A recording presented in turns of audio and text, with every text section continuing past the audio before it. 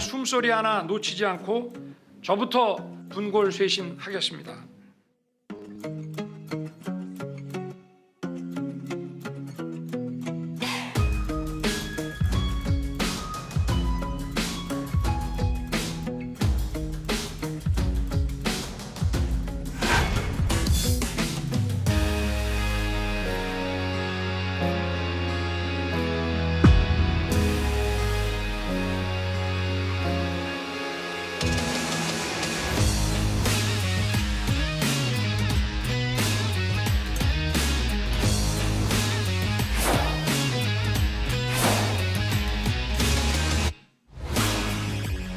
국민들과 대통령이 가까워지는 계기로 삼아주셨으면 좋겠어요.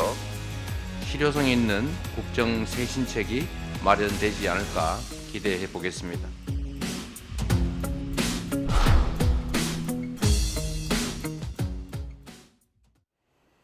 네, 뉴스업 시작합니다. 윤석열 대통령이 잠시 뒤 국민보고와 기자회견을 엽니다. 오전 10시부터 시작되는데요. 최상병 특검법이나 김건희 여사 관련 의혹 등 각종 현안에 어떤 답변을 내놓을지 최대 관심입니다. YTN은 이번 회견의 전 과정을 생중계로 전해드릴 예정입니다. 대통령실 출입기자 연결해서 알아보겠습니다. 권남기 기자. 네, 용산 대통령실입니다. 네, 자, 회견 시작까지 2시간 정도가 남아 있는데요. 대통령실 분위기는 어떻습니까? 네, 기자회견을 앞둔 이곳 대통령실은 분주한 분위기입니다. 제가 있는 곳과 같은 층에 회견을 진행하는 브리핑룸이 있는데 어제부터 장비나 회선을 준비하고 경호 인력이 오가는 등 바쁜 모습이었습니다. 회견이 얼마 남지 않은 만큼 이곳엔 긴장감마저 감돌고 있는데요. 윤석열 대통령은 그동안 외부 일정을 최소화하고 저녁 식사를 겸한 회의를 여는 등 시간을 쪼개가며 답변 준비를 계속한 것으로 전해집니다. 특히 어제는 참모들이 배석한 가운데 하루 내내 리허설을 진행하며 동선과 답변 내용, 답변 태도 등을 최종 점검한 것으로 알려졌습니다. 네, 자, 오늘 회견 크게 두 부분으로 나뉘어져 있습니다. 국민보고와 기자회견인데 각각 어떻게 진행되나요? 네, 먼저 국민보고는 일종의 대국민 담화로 보시면 됩니다. 2층 집무실에서 기자들 없이 윤 대통령이 생중계로 준비한 원고를 읽어 내려갈 예정인데 20분 정도 걸릴 것으로 예상됩니다.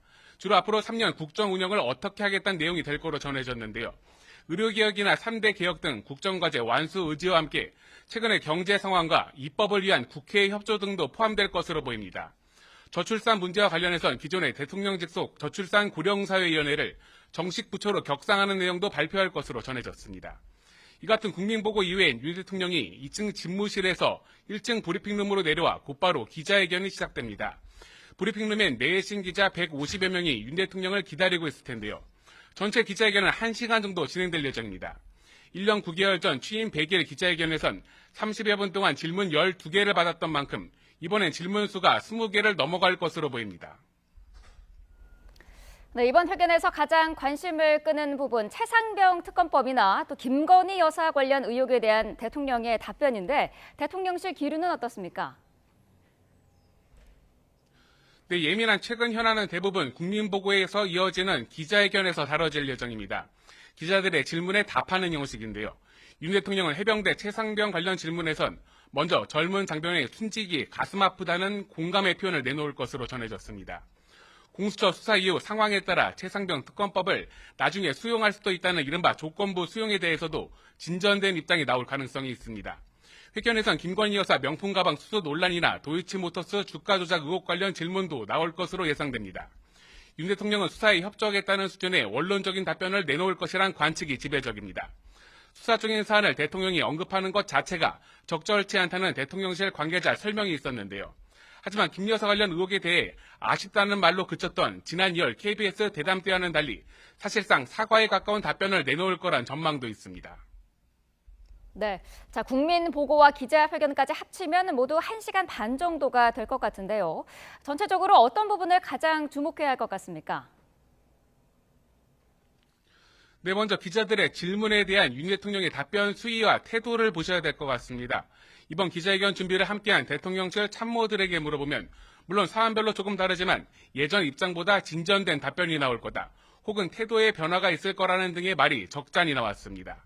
기존의 이른바 뚝심 혹은 불통의 이미지와는 조금 다른 모습을 기대해도 좋다는 뜻으로 풀이됩니다.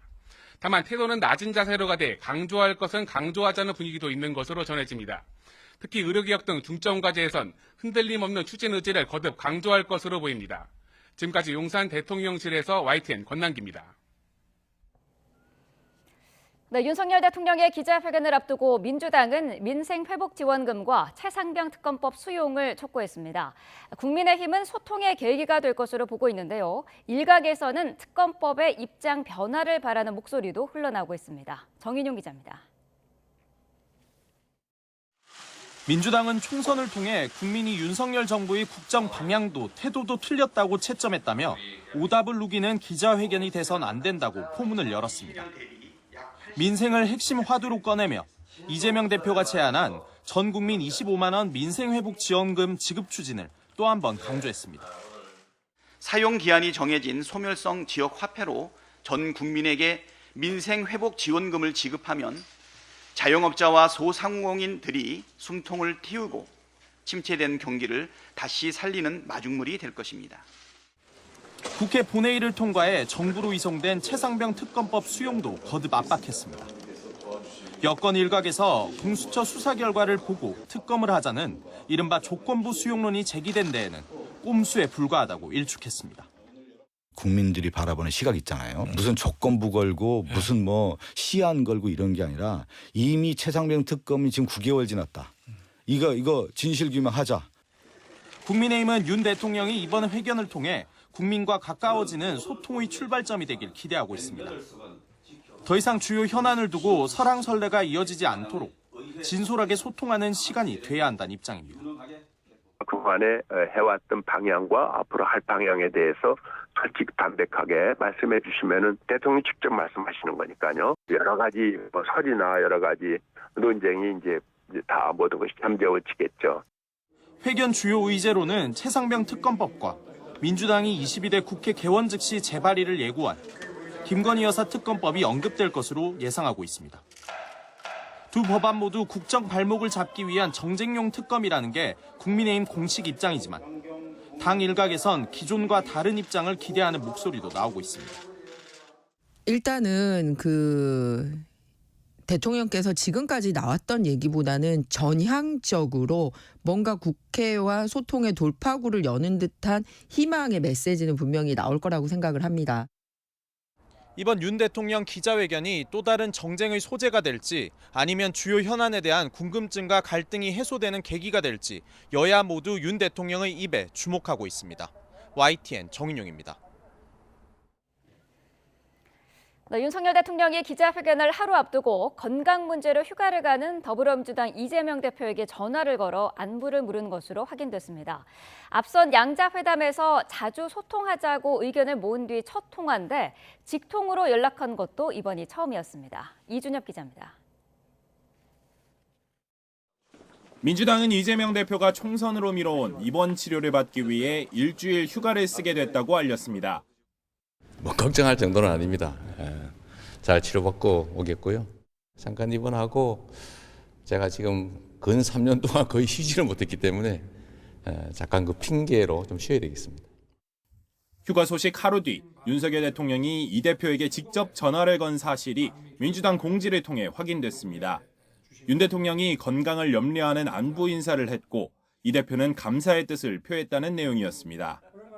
이 대표 측 핵심 관계자는 윤 대통령이 이 대표 휴대전화로 직접 전화를 걸어 소통한 것은 이번이 처음이라고 밝혔습니다. 앞서 지난달 19일 용산 대통령실에서 만나자는 제안이 오갈 때 두 사람이 통화하긴 했지만 당시엔 측근을 통해 연락이 성사됐기 때문입니다. 양자회담에서 자주 소통할 것을 약속한 뒤로 그간 양측이 따로 연락을 주고받은 적도 없었던 것으로 전해졌습니다. 대통령과 이 대표는 앞으로도 종종 만나기로 했습니다. 두 분이 만날 수도 있고 또 여당의 지도체제가 들어서면 3자 회동도 할 수 있기 때문에 다만 통화에서는 불과 하루 앞둔 윤 대통령의 취임 2주년 기자회견이나 다음 회담 등 다른 이야기는 오가지 않은 것으로 전해졌습니다. 단순한 안부 전화였지만 정치권 일각에선 양자회담 이후 윤 대통령과 이 대표 사이 한라인이 구축됐다는데 의미를 부여하는 시선도 있습니다. 특히 비선을 통해 양자회담이 성사됐다는 주장도 제기되는 상황에서 직접 통화의 정치적 무게감은 남다를 수밖에 없다는 평가도 나옵니다. YTN 이준엽입니다. 네, 조금 전 들은 소식 한 가지 전해드리겠습니다. 국제교육의 최종 성적표조 경상수지가 11개월 연속 흑자를 기록했습니다. 한국은행 자료를 보면 지난 3월 경상수지는 69억 3천만 달러 흑자로 집계됐습니다. 지난해 5월부터 시작된 흑자 행진을 이어갔지만 2월보다 7천만 달러 늘어나는 데 그쳤습니다. 경상수지에서 가장 큰 비중을 차지하는 상품 수지는 80억 9천만 달러 흑자로 직전 달보다 흑자 폭이 14억 8천만 달러 늘었습니다. 반도체를 중심으로 수출이 6달 연속 오르면서 2월보다 60억 달러 넘게 흑자 폭을 키운 영향이 컸습니다. 다만 2월에 크게 줄었던 수입액이 다시 반등해 46억 3천만 달러나 늘어나면서 전체 흑자 폭을 제한했습니다. 여기에 서비스 수지 적자 폭도 확대가 됐습니다. 외국인 관광객이 늘면서 여행 수지 적자는 개선됐지만 특허권 사용료 수입이 줄면서 서비스 수지 적자 폭이 6억 달러 넘게 늘었습니다. 우리 국민이 해외에서 번 돈에서 외국인이 우리나라에서 번 돈을 뺀 본원 소득 수지 역시 이자 소득 수입이 줄면서 18억 3천만 달러 흑자에 그쳤습니다. 수출 호조가 이어지면서 올해 1분기 경상수지는 168억 4천만 달러 흑자로 1년 전보다 228억 달러나 급증했습니다. 네, 어제 윤석열 대통령과 민주당 이재명 대표의 통화는 영수회담 성사 과정에서 비공식 라인이 가동됐다는 언론의 보도가 나온 뒤에 이뤄졌습니다. 이른바 비선 논란이 퍼지자 대통령실에 이어서 이재명 대표도 사실이 아니라고 부인하고 나섰지만 여지는 이어지는 분위기입니다. 김경수 기자입니다. 함성득 경기대 정치전문대학원장과 임혁백 전 민주당 공천관리위원장의 언론 인터뷰가 정치권 안팎의 관심을 끌고 있습니다. 각각 윤석열 대통령 그리고 이재명 대표와 친분이 있는 두 사람이 지난 양자회담 성사 과정에서 비공식 특사 역할을 했다고 주장하고 나선 겁니다. 윤 대통령이 이 대표에게 총리 추천을 요청했다거나 이 대표의 경쟁자가 될 만한 인물은 대통령실 인선에서 배제하겠다고 했다는 등 민감한 내용도 여과 없이 언급했습니다. 당장 여권에선 우려의 목소리가 터져 나왔습니다. 진실 여하를 불문하고요. 이런 거를 가지고 이 교수 두 분이 만천하에 공개를 했다. 이거는 있을 수 없는 일입니다. 비주류에선 보수를 우롱하지 말라며 윤 대통령을 직접 겨냥한 비판도 나왔습니다. 대통령실은 비선 논란에 선을 긋고 있습니다. 회담 협상은 공식 채널을 거쳤고 거창한 특사나 물밑 라인은 없었다는 겁니다. 또 이재명 대표를 만나야 한다는 제안은 여야를 막론하고 많았고 대통령이 결정해 직접 이 대표에게 전화한 거라고 강조했습니다. 회담 상대였던 이재명 대표도 소통창구인 당대표 비서실장이 대통령실과 협의한 게 다라며 일축했습니다. 영수회담 관련해서는 우리 비서실장이 용산과 협의하고 진행한 게 전부입니다. 이 대표 측은 당시 공식 라인이 있고 대통령이 직접 통화했는데 굳이 특사가 필요하겠느냐고 반문했습니다. 또 특사를 자처하는 사람들이 많은데 본인을 과시하기 위한 주장일 뿐이라고 깎아내렸습니다. 하지만 두 교수의 주장이 워낙 구체적이라 그럴듯하다는 시선도 여전합니다. 오늘 취임 2주년 기자회견에서 윤 대통령이 직접 설명을 할지도 관심사로 떠올랐습니다. YTN 김경수입니다. 네, 국민의힘에서는 황우여 비대위원장이 띄운 이른바 8월 전당대회설을 둘러싸고 의견이 분분합니다. 관리형 비대위원장을 데려와 앉혔더니 실권을 잡으려 한다는 지적이 쏟아지는 가운데 여당은 오늘 새 원내대표를 선출합니다. 강민경 기자입니다. 전당대회 8월 연기설에 당내 여론이 심상치 않자 황우여 비대위원장은 서둘러 진화에 나섰습니다. 차기 당대표를 뽑는 전당대회 시점을 8월로 아예 못 박은 건 아니라고 해명한 겁니다. 물론 후보 등록과 전국 순회, 현행 당원투표 100%인 전당대회 규칙 변경 여론 수렴만 고려해도 시간이 빠듯하다는 입장은 여전합니다. 세부 일정은 비대위에 맡겨달라고도 했는데 당 지도부의 판단에 믿어달란 호소로 읽힙니다. 여러 가지 룰을 바꾼다 할 때는 전국위원회도 소집해야 되고 토론해야 되고 의견 수렴을 해야 되는데 저로서는 이렇게 6월 말로 했다가 약속을 못 지킬 수가 있다. 혁신은 타이밍이 중요하다며 황 위원장의 쇄신 시도를 긍정적으로 보는 시각도 분명 존재합니다. 하지만 곱지 않은 내부 시선들도 적지 않습니다. 처음부터 관리형 비대위원장으로 임명한 황 위원장이 자꾸 실권형, 혁신형으로 방향을 틀려 한다는 지적입니다. 특히 황 위원장을 데려온 윤재옥 원내대표는 고별 기자회견에서 전당대회 연기론에 선을 그었고 이 상황에 맞게 전당대를 관리해 주실 것으로 저는 믿습니다. 그렇지 않을 경우에 또 다른 논란이 생길 수 있고 당이 이 어려운 상황에서 위기를 수습하는 데 저는 도움이 되지 않는다고 생각합니다. 홍준표 대구시장은 아예 당대표 행세라는 단어를 써가며 황 위원장을 직격했습니다. 친윤계 역시 전당대회를 거쳐 나올 선출될 권력을 강조하며 비대위 실권 행사에 제동을 걸었습니다. 이 비대위는 당선자 총회에서 말했듯이 전당대회를 치르기 위한 관리형 비대위입니다. 선출된 권력, 정통성 있는 권력이 이 제도를 바꾸는 게 맞습니다. 하루빨리 당대표부터 뽑자는 목소리가 큰 가운데 국민의힘은 원내대표 경선을 하루 앞두고 후보 정견 발표회를 마쳤습니다. 국민의힘은 오늘 새 원내대표를 뽑는 대로 비대위원을 인선하고 오는 13일부터는 본격적인 비대위 체제를 가동할 예정입니다. YTN 강민경입니다. 네, 친윤 핵심으로 꼽히는 국민의힘 이철규 의원의 원내대표 불출마를 놓고 여당 내 잡음이 이어지고 있습니다. 선거에 졌다는 책임감에 원내대표에 나가지 않았다는 이 의원의 언급을 두고 한동훈 전 위원장을 겨냥했다는 해석이 나왔고 배현진 의원은 녹취록을 공개하며 이 의원을 저격했습니다. 어떤 사연인지 임성재 기자가 보도합니다. 국민의힘 이철규 의원이 원내대표 불출마 배경엔 선거 패배에 대한 책임감이 작용했다고 말했습니다. 지난 총선에서 공천을 맡은 공천관리위원으로서 자신의 책임도 적지 않다는 겁니다. 선거 결과가 우리가 졌으니까 여기에 구성원으로서 책임감을 느꼈습니다. 그것이 상당 부분 제가 이 좀 당을 위해서 또 우리 국민을 위해서 좀 더 큰 정책 기여를 하고 싶은 욕망을 접은 것. 당 일각에선 이 발언에 감춰진 속내는 한동훈 전 비상대책위원장 견제란 시각도 제기됐습니다. 전당대회가 8월쯤으로 예상보다 한 달여 늦게 열릴 가능성과 맞물려 한 전 위원장의 당권 도전설이 제기되자 미리 견제구를 날린 거란 분석입니다. 객관적으로 총괄 선대위원장으로 선거를 이끈 한 전 위원장의 책임이 공관위원 한 사람보다 작진 않다는 점 역시 이 같은 해석에 힘을 싣습니다. 이 의원은 다만 한 전 위원장의 전대 출마를 어떻게 생각하는지를 묻는 질문엔 오로지 당사자가 판단할 문제라고 말을 아꼈습니다. 이 의원의 원내대표 불출마 배경을 둘러싼 논란은 일단락된 듯하지만 또 다른 논란도 불거졌습니다.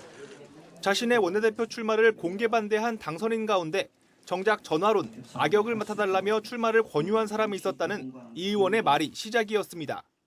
혹시 배현진 의원 말씀하시는 건가요? 아니는 저기 구체적으로 이름을 얘기 안 하겠습니다.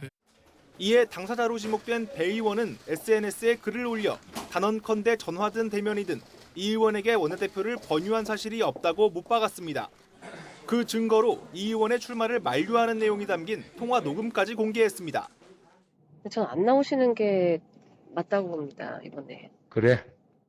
총선 패배를 둘러싼 여당 내 책임 공방 속에 전당대회로 정식 지도부가 선출될 때까지 친윤 등 주류 세력을 겨냥한 당내의 반발 목소리도 한동안 계속될 거로 보입니다. YTN 임성재입니다. 네, 잠시 뒤 10시죠. 용산 대통령실에서 윤석열 대통령의 취임 2주년 기자회견이 열립니다. 윤 대통령이 민감한 현안에 어디까지 입장을 밝힐 것인가, 또 향후 소통 방식에 어떤 변화가 생길 것인가 하는 부분에 관심이 쏠립니다. 관련해서 노동일 파이낸셜 뉴스 주필, 최진 대통령 리더십 연구소 소장, 그리고 대통령실 출입하는 강희경 기자와 이야기 나눠보겠습니다. 어서 오십시오. 네, 안녕하십니까. 네. 자, 먼저 강희경 기자에게 질문을 좀 드려보죠. 오늘 이제 기자회견 중간에 장소도 옮긴다고 하는데 어떤 형식으로 진행되는지 정리를 해주시죠. 네, 먼저 오전 10시에 2층 집무실에서 대국민 담화 형식의 메시지를 발표합니다. 네. 분량은 20분 정도 될 것으로 보이고요. 기자들 없이 참모들만 배석한 채 카메라 앞에서 미리 준비한 원고를 읽을 예정입니다. 네. 이후에는 1층에 있는 기자실과 같은 층에 있는 브리핑룸으로 이동을 합니다. 이 자리에서 브리핑룸에서 취재진들과 만나 1시간 정도 질의응답을 할 예정이고요. 그래서 기자회견이 종료되는 시점은 총 한 11시 반 정도가 될 것으로 예상이 됩니다. 총 1시간 반 정도의 시간이 그러면 예. 걸리는 부분인데 언론사의 배분 그리고 뭐 질문 순서 정하기도 쉽지 않았을 것 같아요. 네, 맞습니다. 네. 입장은 1인 1사가 원칙입니다. 네. 자리 배치는 카메라를 기준으로 카메라 앞에 앉는 언론사가 있고 카메라 뒤쪽에 앉는 언론사가 있는데요. 네. 일단 카메라 앞에 앉을 것이냐 뒤에 앉을 것이냐만 언론사들 자체적으로 추첨을 해서 자리를 정했습니다. 이후에는 대통령실에서 방송사, 뭐 통신사, 신문사, 외신 이런 식으로 굵직굵직하게 섞이도록 자리만 배치했고요. 네. 이후 입장하는 순서대로 정해진 자리에 앉으면 됩니다. 예를 들어서 YTN의 경우에는 카메라 앞쪽으로 자리가 배정이 됐고 네. 방송이라고 써 있는 자리에 선착순으로 들어가서 앉으면 되는 구조입니다. 네. 주제는 중구난방으로 질문이 나오면 안 되기 때문에 뭐 정치, 경제, 사회 이런 식으로 큰 틀에서 주제 정도만 순서를 정할 것 같고요. 질문 순서는 사회를 맡은 김수경 대변인이 무작위로 선정을 해서 그 자리에서 질문자를 선정할 예정입니다. 대통령실 고위 관계자는 현장에서 대변인과 눈을 마주치는 사람이 질문의 기회를 얻게 될 거다 이렇게도 설명을 했습니다. 네, 자 소장님, 대통령 입장에서는 총선 이후에 어쨌든 변화된 모습을 보여줄 수 있는 가장 좋은 기회이기도 한데 어떤 부분에 대통령이 좀 집중을 해야 된다고 보시나요? 그러니까 오늘 기자회견의 키워드가 국민 공감, 국민 눈높이다라고 용산 비서실이 얘기를 했거든요. 네. 근데 사실 지금 국민들의 눈높이가 상당히 높습니다. 네. 그래서 대통령께서 유감이라든지 안타까움이라든지 이런 식의 표현보다는 훨씬 더 진전된 그런 그 국민들에 대한 송구함의 표시 이런 부분을 해야 될 것 같고 또 하나는 이제 민감한 현안들이 많지 않습니까? 정치 현안들이 이런 현안들에 대해서 어떤 두리뭉술한 회피한성 답변이거나 혹은 마치 변명하는 듯한 모습을 보일 경우 오히려 민심인데 역풍이 불 수도 있기 때문에 훨씬 더 좀 과거에 비해서 좀 구체적이고 진전된 해법을 제시해야만 오늘 기자회견의 성과를 거둘 수 있을 거라고 봅니다. 네, 국민이 가장 궁금해하는 부분을 직접 소상히 밝히겠다라는 게 이제 대통령의 입장인데 전반적으로 어떻게 예상해 볼 수 있을까요? 글쎄요, 뭐 지금까지 상당히 오랫동안 기자회견을 안 하셨으니까 네. 오늘 오랜만에 기자회견 하시는 거고 또 이 기자회견 계기로 또 앞으로 계속 하셔야 되겠죠. 그렇죠. 하실 거로 예상이 되고 그렇다면 이번에 뭔가 첫 단추를 좀 잘 끼워야 되지 않을까. 좀 솔직하고 담백한 그런 모습을 보였으면 좋겠어요. 네. 뭐 고민이 있으면 고민이 있다. 이런 문제가 있어서 이렇게 결정을 했다. 이런 식의 그 솔직한 담백한 그런 모습을 보였으면 좋겠고 지난 4월 1일 그 의대 증원 관련 담화 그런 모습은 절대로 보여서는 안 된다. 네. 잘하고 좋은 방향인데 아직 이해가 부족하다든가 이렇게 해서는 안 된다는 그런 말씀을 드리고 싶고 좋은 정치라는 걸 다 얘기하지 않습니까? 민심을 따르는 것이라고 민심과 싸우는 게 아니고 민심을 따르는 것이라고 하니까 그렇다고 국민에게 아부하라는 얘기는 아니지 않습니까? 네. 국민이 정말 듣고 싶은 얘기를 하는 게 대화 아니겠습니까? 국민이 듣고 싶은 얘기를 하는 게 대화다. 본인이 하고 싶은 얘기를 하는 게 아니다. 네. 이걸 좀 명심하셨으면 좋겠다 생각합니다. 네. 자, 아무래도 최대의 관심은 대통령이 민감한 현안에 어디까지 입장을 밝힐까 하는 부분인데요. 자, 미리 보는 기자회견 키워드로 하나씩 정리를 해봤습니다. 첫 번째 키워드 보겠습니다. 네, 첫 번째 키워드 바로 특검입니다. 지금 민주당이 김건희 여사 특검 그리고 최상병 특검을 밀어붙이고 있는 상황인데요. 먼저 김건희 여사 특검과 관련해서는 오늘 대통령이 어느 부분까지 이야기를 할 수 있을지도 궁금해요. 네, 검찰 수사가 진행 중인 만큼 수사에 협조하겠다 이런 원론적인 답변이 나올 가능성이 현재로서는 커 보입니다. 네. 검찰이 수사하는 사안에 대해서 일종의 가이드라인을 준다라는 이미지를 보일 수 있는 우려가 나올 수 있고요. 또 최근에 민정수석실을 만들었기 때문에 이 부분에 대해서도 조금 더 조심스러울 것 같습니다. 관건은 KBS 특별대담에서 한 얘기보다 얼마나 더 나아간 입장을 밝힐지인데요. 네. 당시 명품 가방 수수 의혹에 대해서 대통령이나 대통령 부인이 누구에게도 박절하게 대하기는 어렵다. 매정하지 못한 부분이 문제고 아쉽다 정도의 답변을 했습니다. 그러나 국민 정서에 부합하지 못한다라는 지적이 많이 나왔었기 때문에 이번에 회견에서는 송구하다는 등의 추가적인 원론적인 입장이 나올 거라는 관측이 나오고 있는데요. 네. 대통령실 내부에서는 태도의 변화가 있어야 한다는 게 대체적인 시선이다라는 입장이 나왔습니다. 이 부분과 관련해서는 대통령이 어떤 부분을 부담스러워하고 있는 걸까요? 네, 검찰 수사가 이제 진행이 중인데 만약에 네. 검찰 수사에 대해서 구체적인 입장을 내놓으면 마치 관여하는 듯한 모습이 나올 수 있고 민정수석 부분에서도 사정기관 장악에 대한 우려가 나오고 있는데 네. 이 부분에서 좀 더 구체적인 가이드라인을 준다라는 우려가 나올 수 있기 때문에 아마도 수사 부분에 대해서는 원론적인 입장, 다만 태도의 변화가 조금 나올 것이다. 그런 관측이 나오고 있습니다. 네. 어떻습니까? 원론적인 입장을 밝힐 수밖에 없는 상황일까요? 그렇습니다. 이제 영부인 특검은 사실 아직까지 한 번도 한 적이 없습니다. 네. 그리고 특검을 하게 되면 아시다시피 짧게는 9개월, 길게 1년 정도 하기 때문에 어떻게 보면 1년 내내 정치 바람이 이제 휘말리게 되는 거죠. 네. 특히 이제 영부인 문제 같은 경우가 특검을 하게 될 경우는 바로 이제 배우자인 대통령에까지 그런 정치적인 불똥이 튈 수 있기 때문에 이 부분은 상당히 민감한 부분입니다. 네. 다만 이후 예할 막로 이 부분은 많이 국민들에게 논란의 소지를 제공한 건 사실이기 때문에 저는 오늘 기자회견에서는 예를 들면 영부인의 어떤 명품 수수 100 부분에 관해서는 좀 더 구체적으로 확실하게 이유할 만으로 죄송하다는 송구하다는 표현을 좀 정확하게 했으면 좋겠습니다.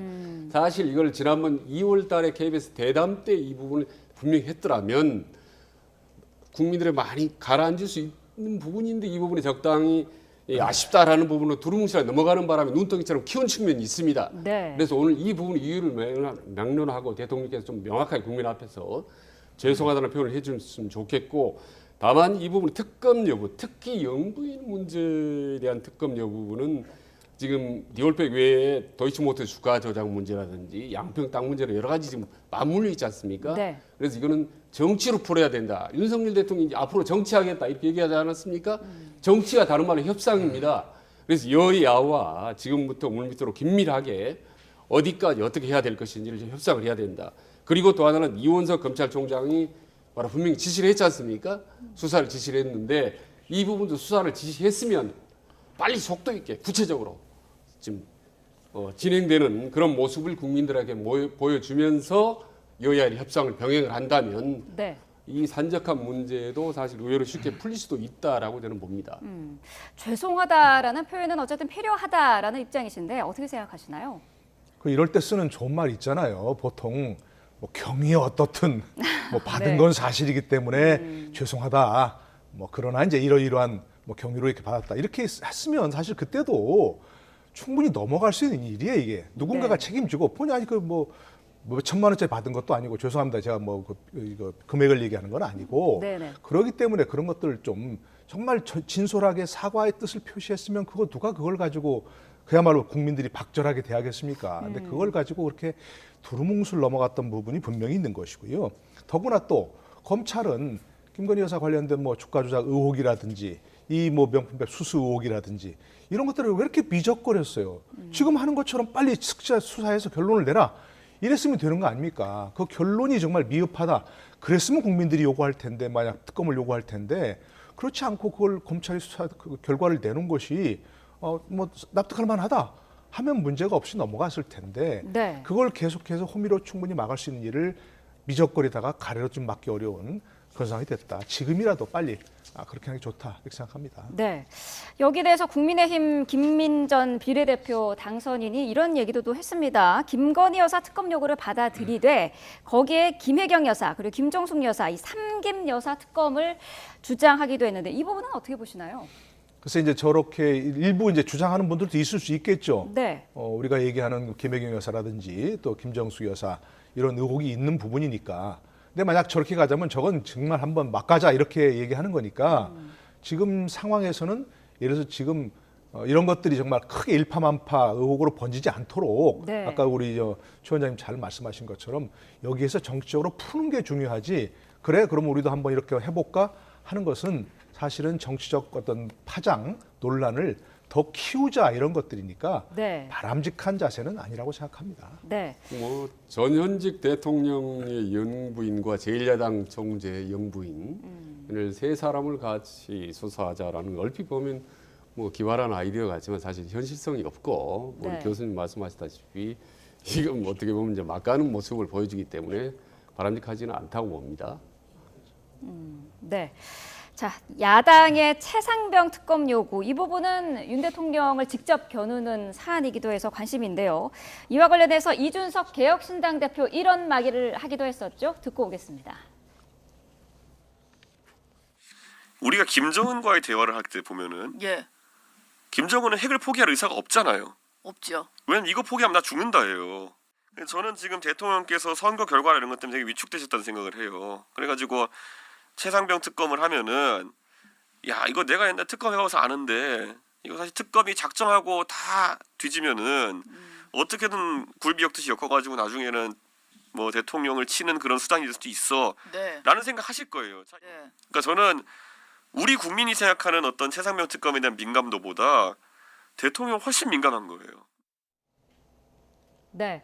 자, 윤 대통령이 이 최상병 특검에 대한 민감도가 높을 수밖에 없다는 지적인데 이 부분과 관련해서는 오늘 어떤 수준까지 이야기가 나올까요? 네, 최상병 특검법이 국회 통과한 날 정진석 비서실장이 브리핑룸으로 직접 내려와서 강한 유감을 표시했죠. 네. 죽음을 이용한 나쁜 정치다라는 말까지 나올 정도로 사실상 거부권을 시사했는데요. 네. 기본적으로 대통령실 내부에서는 거부권 행사가 불가피하다는 기조는 여전합니다. 다만 수사 결과를 지켜봐야 한다 이 정도의 입장보다는 조금 더 진일보한 조금 더 나아간 입장이 나올 거란 관측이 나오고 있는데요. 이 때문에 공수처 수사 결과가 나온 뒤에 여야가 합의하면 특검이 가능하다는 식의 이른바 조건부 수용 언급 가능성도 나오고 있습니다. 그러니까 일단은 거부권을 행사한 뒤 그다음에 공수처 결과를 보고 여야가 합의하면 특검을 하겠다라는 식의 수순인데요. 또 이와 함께 해병대원 순직 사건에 대해서 가슴 아픈 일이다 이런 공감하는 취지의 언급이 나올 것으로도 전해졌습니다. 네. 강혜영 기자가 얘기한 이 조건부 수용 관련해서는 그동안에는 대통령실에서 받아들일 수 없다라는 그런 뉘앙스를 보였는데 어떻게 보시나요? 그러니까 이미 최상병 사건도 눈덩이 산더미처럼 커질 대로 커져버렸습니다.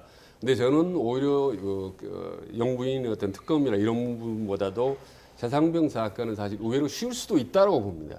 대통령 의지만 가지면 네. 책임자나 진상규명을 밝혀서 책임자 72일 명확히 가리면 되는 겁니다. 이거는 의외로 간단한 문제일 수도 있고 그리고 실제로 여권 내 국민의힘 내부에서 사실은 원론적으로는 이건 반대하지만 사실 특검 본 다음에 이 특검을 최상병 특검을 받아들일 수도 있다라는 여론도 나오고 있거든요. 네. 그렇기 때문에 이 부분은 대통령 조금만 편하게 마음을 먹은다면 이 부분 그리고 이미 너무 산더미처럼 커져서 국민들이 불편해하고 궁금해하는 부분이기 때문에 네. 이 부분은 여야가 어떤 형태로 협상을 해서 빠른 시일 내에 공수처 수사와 그게 부진하다 할 경우에는 특검으로 가는 그런 과정을 아마 밟게 될 거고 또 그렇게 가는 것이 저는 명쾌한 해법이 아닌가라는 생각을 합니다. 네, 어쨌든 지금까지 취재된 바로는 그 이전보다는 진일보한 답변을 할 가능성이 높다는 건데 어떻게 보시나요? 글쎄요, 이것도 아까 뭐 다 얘기한 것처럼 작은 어떤 그 대처로 막을 수 있는 그런 부분을 이렇게 자꾸 일파만파로 키운 거죠. 너무 아쉬운데 당시 사망 사건이 생겼을 때 제가 알기로는 그때 언론에 그 해병대 그 사단장이 해당 사단장이 책임지겠다 이런 얘기를 한 걸로 기억합니다. 네. 그럼 그렇게 해서 책임지고 옷 벗게 하면 이걸 마무리할 수 있었던 얘기예요. 근데 그걸 무슨 누가 어떤 윗선에서 부적절한 개입을 통해서 이렇게 긁어부스럼 만든 거거든요. 그러니까 지금이라도 그런 점에서 정말 아쉽다 하는 의견을 피하고 이 최상병 특검 지금 다 얘기하신 건 저도 그렇게 생각하는 게 좋습니다. 무조건 거부권 행사하면 또 거부권이냐 분명히 이렇게 정치적 파장이 날 상황이니까 일단 공수처와 경찰이 수사하고 있으니까 수사 결과를 지켜보자. 네. 그러나 특검 받을 수 있다. 얼마든지 할 수 있다. 특검을 무조건 거부하겠다는 게 아니고 특검도 할 수 있다. 그러나 지금 공수처와 경찰이 특히 야당이 신뢰하는 수사기관 아닙니까? 그러니까 그것은 지켜본 다음에 그렇게 공수처의 수사가 미진하면 얼마든지 할 수 있다. 이렇게 하는 게 좋겠다 생각합니다. 이 네. 부분은 저는 법리적으로 봤을 때는 해병대 수사단의 수사권이 없습니다. 그건 다 아시는 얘기입니다. 그죠? 군사보호법 때문에 네. 군대 사망 사건은 군 수사기관이 수사할 수 없거든요. 그러니까 수사권 자체가 없으니까 수사 개입이나 이런 것은 있을 수 없는 얘기입니다. 그러니까 특검을 해도 윤석열 대통령의 그런 뭐 개입, 뭐 직무남용, 직권남용이라든지 이런 건 발견할 수 없는 것이거든요. 네. 그렇기 때문에 일단 특검도 할 수 있다. 그러나 이제 공수처가 수사하고 있으니까 그걸 끝나고 하자. 이렇게 받으면 저는 뭐 어떤 유연한 그런 대처가 아니겠는가 싶습니다. 네. 자, 오늘 기자회견을 앞두고 있는 윤 대통령 며칠 전에 민정수석실 신설을 발표를 했습니다. 직접 그 이유 등을 발표를 했는데 굳이 직접 한 이유가 있었을까요? 네, 사실 최근 윤석열 대통령이 브리핑룸에 굉장히 자주 내려왔습니다. 얼마 전에 총선 뒤에 참모진이 일괄 사의를 표명한 이후에 정진석 비서실장, 신임 비서실장을 발표할 때 윤석열 대통령이 직접 내려왔고 또 그 오후에 당일 오후에 정무수석 발표할 때도 내려왔고 며칠 전 민정수석 신설을 발표할 때도 내려왔습니다. 총선 이후에 벌써 3차례나 브리핑룸에 내려온 건데요.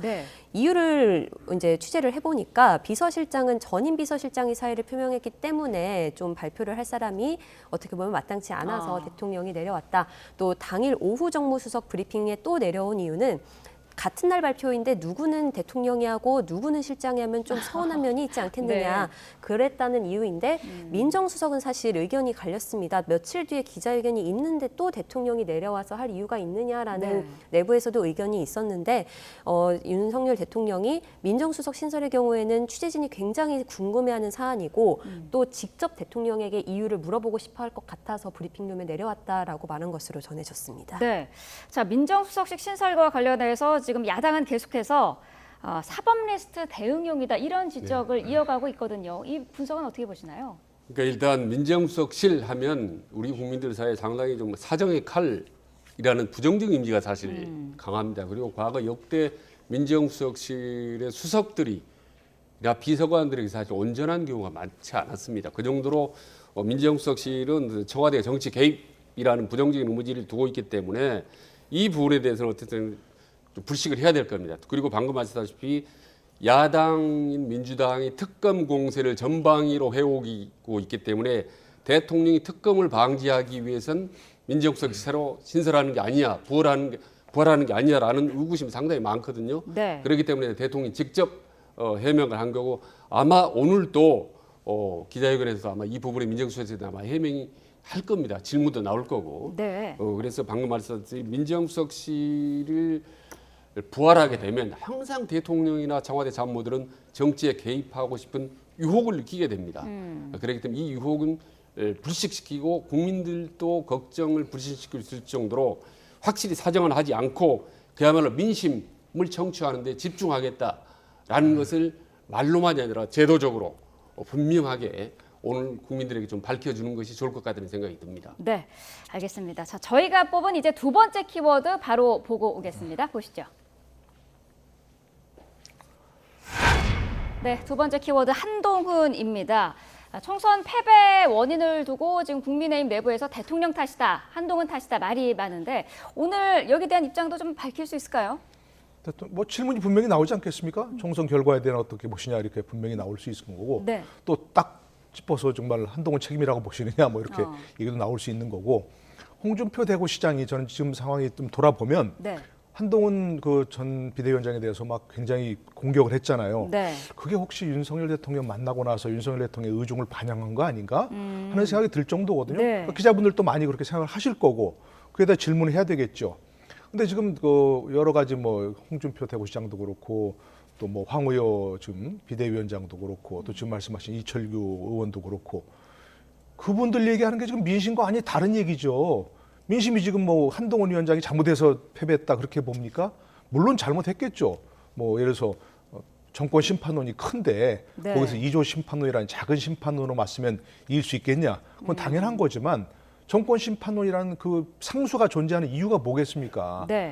저 한동훈 위원장 말고 윤석열 대통령이 훨씬 더 큰 책임을 져야 할 부분이 바로 거기 있는 거죠. 그러니까 누가 잘못했다 꼭 지금 콕 집어서 얘기하는 게 아니라 전반적인 어떤 총선 전체 참패의 책임 분석을 해야 될 시기에 누구 탓만 하고 있으면 이건 얘가 패배 원인 자체도 분석이 제대로 안 되는 그런 것들이죠. 네. 올해 초 신년 대담에서 한동훈 전 위원장과 관련해서 윤석열 대통령이 이런 이야기를 하기도 했는데요. 자, 녹취 듣고 오겠습니다. 뭐 가까운 사이였지만 제가 총선 끝나고 보자고 했습니다. 그리고 네. 본인도 그렇게 하겠다고 하고 그렇지만 뭐 또 정무수석이라든지 이렇게 해서 뭐 필요한 소통을 하고 있는데 직접 이렇게 막 전화를 하면서 뭐 하기는 좀 우리 한동훈 위원장의 그 입장이 있기 때문에 그거는 좀 적절하지 않은 것 같습니다. 한동훈 위원장 잘 하고 있는 것 같습니까? 네, 저는 뭐 대통령이나 또 당의 그 대표 위치에 있는 사람이나 다 결국은 국가와 국민을 위해서 일을 해야 되는 입장이기 때문에 이런 사사로운 이런 게 중요하지 않고 또 그런 거를 앞세워서 어떤 판단을 하고 이러면 안 된다고 생각합니다. 네. 자, 사실 그 당시에는 윤한 갈등이 있었던 터였는데 이후에 뭐 갈등이 봉합됐다고는 봤는데 뭐 지나가 보니 아닌 것 같기도 하고요.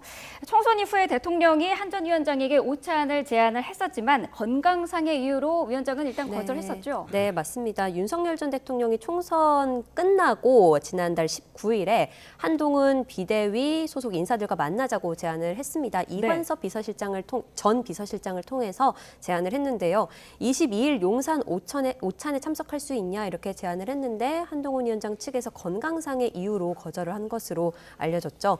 당시 대통령실에선 총선을 치른 여당 지도부와 대통령이 선거 이후에 만나는 건 당연한 일이다. 건강상의 이유가 있다면 건강이 나아지고 언제든 만날 기회는 있다. 이런 입장을 밝히기도 했습니다. 네, 국민의힘에서는 그동안 뭐 6월 말이나 7월 초로 예상이 됐었던 전당대회가 한 달 정도 이제 미뤄질 가능성도 나오고 있는데 이거와 관련해서 한동훈의 출마 가능성을 열어둔 거 아니냐 이런 분석도 있거든요. 그러니까 아시다시피 요즘 언론에 말이죠. 온통 대한민국의 가장 큰 관심사가 한동훈이 전당대회 출마하느냐, 한윤 갈등이 어디까지냐, 그리고 최근에도 친윤이 한동훈을 견제하느냐 뭐 이런 얘기들 온통 뭐 오늘까지도 지금 무성하지 않습니까? 그런데 이 부분에 제가 분명히 말씀드리고 싶은 것은 대통령이 지금 어려움을 겪고 있는 게 총선에서 졌고 그다음에 국정 운영의 지지율도 낮은데 이 원인이 뭐냐라는 얘기를 듣고 많이 지금 언론인이나 국민의힘 내부에 사랑스러워 하지 않습니까? 그런데 이게 바로 뺄셈 정치를 한 게 아니냐라는 지적이 있습니다. 네. 사실 이준석을 이제 결국 이제 제거했지 않습니까?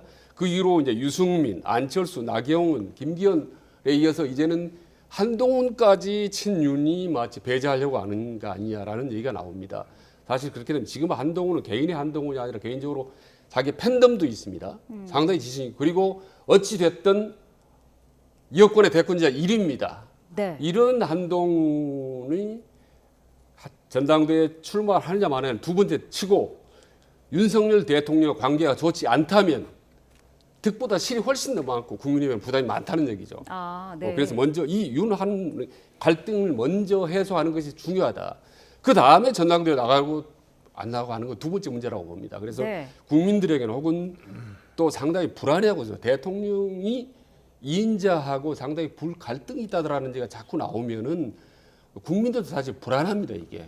예, 그래서 국정 운영에도 발목을 잡을 수밖에 없고 여권 내부 분열이 생길 수밖에 없습니다. 그래서 오늘 그러니까 인터뷰 기자회견에서도 대통령께서 이 부분을 한동훈과 관계라든 이런 부분들을 좀 말씀하기가 상당히 껄끄럽겠지만 그래도 상당히 구체적으로 진전된 말하자면 화해나 화합의 어떤 메시지를 분명히 남겨주면은 아마 여권에도 상당히 도움이 되고 국민들에게도 상당히 좀 도움이 될 거라고 봅니다. 네, 한동훈 전 위원장이 뭐 차기 당대표가 되면 향후 대통령과의 관계가 좀 애매할 수도 있다라는 지적을 하셨는데 어떻습니까? 전당대회 출마할 가능성도 있다고 보시나요?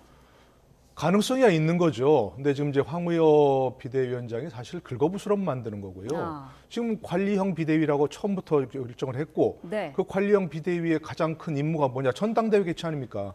새 지도부를 뽑는 것이고. 근데 지금 괜히 무슨 뭐 8월 전당대회 이걸 미리 얘기할 필요가 없잖아요.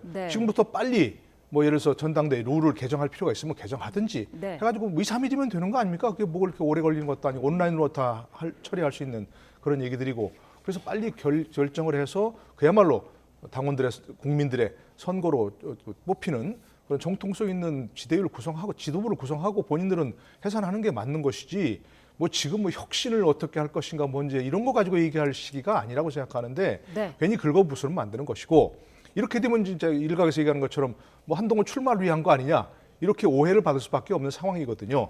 그러니까 결과적으로 나중에 늦춰지더라도 지금부터 처음부터 뭐 마치 그 한동훈 출마를 위해서 조금 시기를 늦춘다 이런 오해를 받지 않았으면 좋겠고 저는 개인적으로는 이번에 한동훈 전 위원장이 나서면 안 된다고 생각합니다.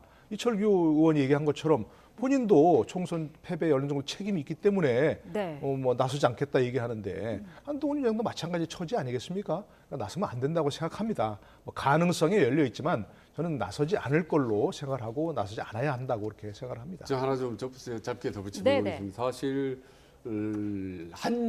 윤석열 대통령 한동훈의 갈등설이 이렇게 지금처럼 한 달 가까이 지금 장기화되면 절대 안 됩니다. 네. 만에 하나 한동훈 전 비대위원장이 공개적으로 반윤의 개치를 들고 나선다고 생각을 해보십시오.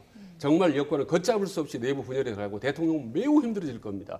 그러니까 이렇게 자꾸 이 정부는 윤석열 대통령 기다리고 시간을 끌다 나중에 눈덩이처럼 키운 경우가 많거든요. 네. 그래서 빨리 이 부분을 수습하지 않으면은 어려워진다. 그리고 아까 말씀드린 한동훈 이제 7월, 8월까지로 넘어간다면 왜 출마하지 못할 법이 뭐가 있나요, 한동훈에도?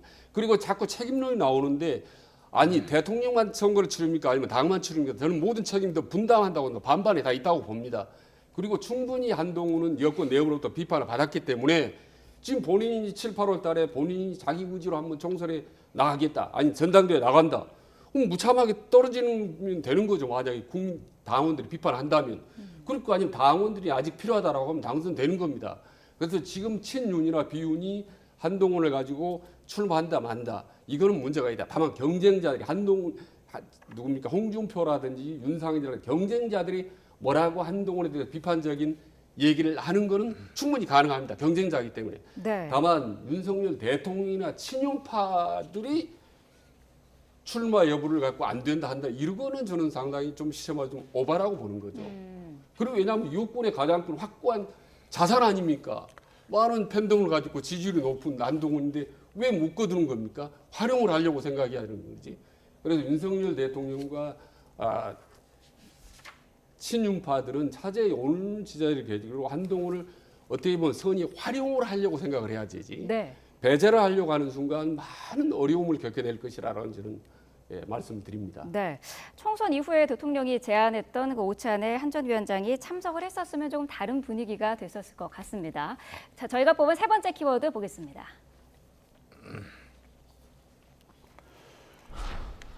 네, 세 번째 키워드 민생입니다. 제일 중요한 부분이 아닐까 싶은데요. 자, 민주당은 계속해서 대통령에게 1인당 25만 원 민생지원금 지급을 압박하고 있습니다.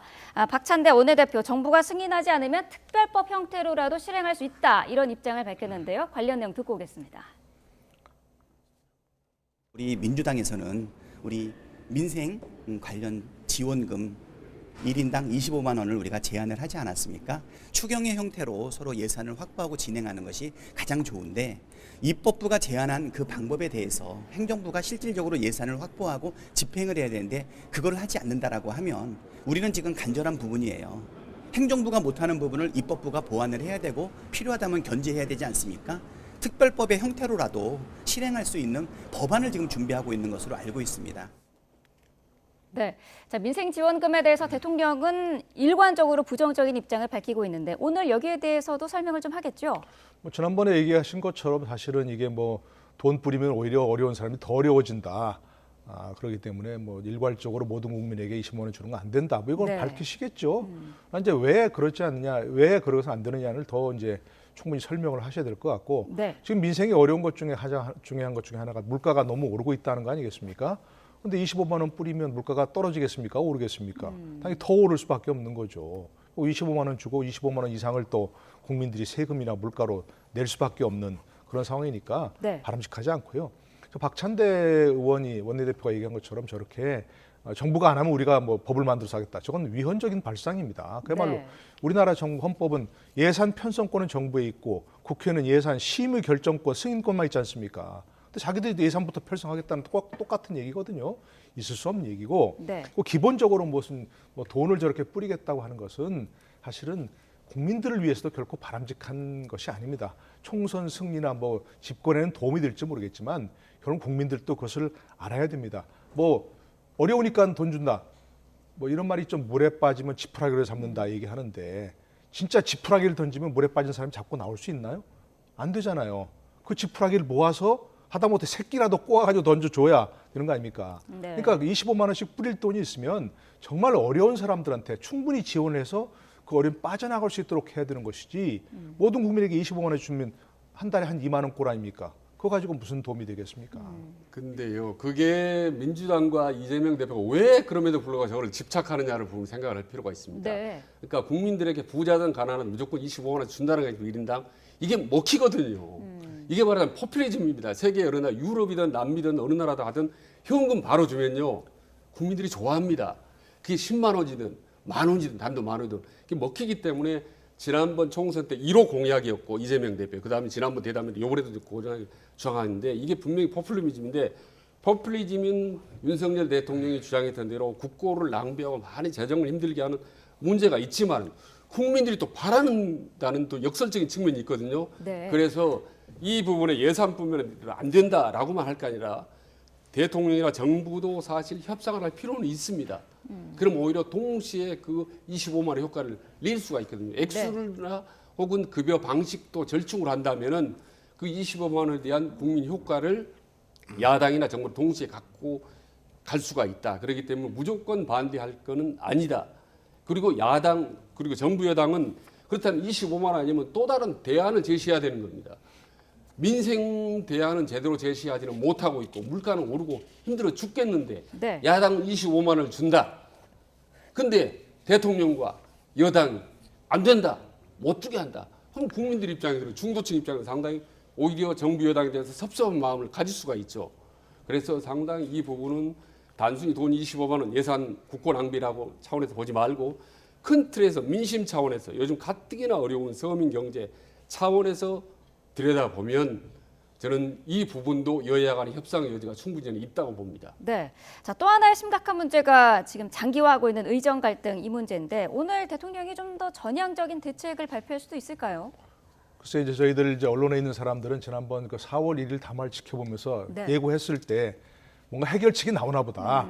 그래서 그 이전에 왜 뭐 이른바 약속대련이라고 하는 그런 얘기 할 정도로 뭔가 해결책이 나오겠지 했는데 51분간 혼자 독백을 하셨거든요. 오늘 같은 똑같은 얘기 이거는 내서는 안 되는 거고 네. 제가 모르겠습니다. 지금 현재 뭐 어떤 방법을 내놔야 어떤 대안을 내놔야 해결될지 도무지 이게 참 생각이 안 됩니다. 그거 좀 꽉 막혀 있는데 네. 이런 걸 해결책을 제시하라고 집권시킨 거 아니겠습니까? 대통령 시키고 그 좋은 뭐 머리 좋은 사람들이 다 있으니까 뭐 예를 들어서 물 밑에서 어떤 협상을 하든 뭘 하든 총력을 기울여서 이 문제는 해결을 해야지. 그렇지 않으면 다 의사들도 그렇고 정부도 그렇고 국민도 그렇고 다 지금 승자 없는 전부 다 패자가 될 수밖에 없는 그런 상황이 되니까 네. 오늘은 뭔가 정말 진전된 얘기, 저렇게 되면 해결책이 나오겠구나 할 정도 얘기가 나와야 되는 거죠. 네. 네. 자, 지난달 29일에 있었던 영수회담과 관련해서는 이른바 비선 논란이 일고 있습니다. 대통령실뿐만 아니라 이재명 대표 측도 아니라고 지금 선을 긋고 있는데 강희경 기자 어떤 내용인가요? 네, 한 일간지에서 보도를 했죠. 함성득 경기대 정치전문대학 원장과 임혁백 고려대 명예교수가 각각 윤석열 대통령과 이재명 민주당 대표의 대리인격으로 특사 역할을 하면서 회담 성사 여부 등을 조정을 했다는 건데요. 네. 물밑에서 역할을 한 별도 라인이 있었다는 겁니다. 대통령실은 대통령이 오래전부터 이 대표를 만나야 한다는 지적을 여러 곳에서 들어왔고 또 윤 대통령이 직접 결심을 해서 이재명 대표를 만나야겠다라고 해서 연락을 했다라고 선을 그었는데요. 이 부분에 대해서도 뭐 질문이 나오면 오늘 답변을 할 텐데 윤 대통령이 비선 논란에 대해 굉장히 불쾌감을 참모들에게 나타냈다라고 전해지기도 했죠. 네. 이에 따라서 참모들을 통해서 공식 라인을 통해 회담이 성사된 거다라는 입장을 밝힐 것으로 보입니다. 네. 자, 이제 시간이 뭐 1시간 한 15분 정도 뒤면은 대통령이 기자회견을 시작할 텐데요. 오랜만에 여는 기자회견인 만큼 대통령실이 자체적으로 거는 기대도 있을 것 같아요. 네. 어떤 효과를 기대하나요? 네, 대통령실은 윤 대통령이 총선 이후에 계속 변화하려는 모습을 보여줬다라는 점을 강조하고 있습니다. 네. 이번 기자회견을 통해서도 그것이 확실하게 메시지가 전달될 수 있을 거라고 보고 있는데요. 예를 들어 영수회담도 대통령과 야당 대표가 만났다는 그 자체만으로도 메시지가 됐기 때문에 이번에 기자회견도 1년 9개월 만에 연다는 것 자체만으로도 하나의 메시지가 될 수 있다 또 기대를 하고 있고요. 네. 물론 원론적인 답변만 반복되거나 기존 입장을 반복하면 또 물론 역풍이 불 수도 있긴 하겠지만 이에 따라서 이번 기자회견을 통해 소통한다는 모습을 보여주려면 입장을 또 바꿔야 하고 현안에 대한 구체적인 답변을 내놔야 한다 이런 얘기도 참모진들 사이에서 나오고 있습니다. 모든 과정이 생중계되는 만큼 대통령이 얼마나 솔직하게 진솔하게 임할지가 관건이 될 것으로 보입니다. 네, 소통의 출발점이 되기를 기대하는 게 온 국민의 마음일 것 같은데 오늘 기자회견을 기점으로 윤 대통령의 소통의 그 행보 어떻게 이어질 것으로 보시나요? 그러니까 일단 지금까지 기자회견이나 담화로 해서 득 본 게 없습니다, 대통령이. 그래서 오늘만큼은 좀 득을 좀 많이 보고 오늘 계기로 해서 와, 대통령이 완전히 달라졌다. 저렇게 달라질 수 있나라는 느낌을 줬으면 좋겠습니다. 그 방법은 한없이 낮은 자세로 그리고 설명이 아니라 해법을 제시하는 이런 모습을 보여주었으면 좋겠다. 와, 저렇게 달라질 수 있구나라는 깜짝 놀라는 변화된 모습을 오늘 좀 보여줬으면 좋겠다라는 것이 저희 바람이고 아마 국민들 모두의 바람일 거라고 생각을 합니다. 네, 주필께서는 어떻게 보시나요? 그러니까 대통령이 국민과 소통이 뭐 어려운 게 아니잖아요. 비서실장, 정무수석, 민정수석 소개할 때 그냥 밑에 기자실 내려와서 현안에 관해서 한두 가지 질문 답변하고 하지 않습니까? 그런 걸 수시로 보여주면 됩니다. 무슨 취임 2주년, 무슨 100 며칠 뭐 이렇게 하면서 거창한 행사로 할 게 아니고 언제든지 문제가 있고 현안이 있을 때 기자실에 바로 내려와서 그 대통령이 설명하고 또 질문도 받고 그런 얘기 얼마든지 할 수 있으니까 이런 걸 자주 하면 좋겠다. 그게 용산으로 대통령실을 옮긴 취지 아니겠습니까? 첫 번째 취지. 초심으로 돌아가셔야 된다 이렇게 생각합니다. 네. 자, 잠시 뒤 10시부터 시작되는 대통령의 기자회견 저희 YTN이 생중계로 전해드리겠습니다. 관련된 내용 짚어봤습니다. 노동일 파이낸셜 뉴스 주필 최진 대통령 리더십 연구소 소장, 대통령실 출입하는 강희경 기자와 함께했습니다. 오늘 나와주셔서 감사합니다. 네, 고맙습니다.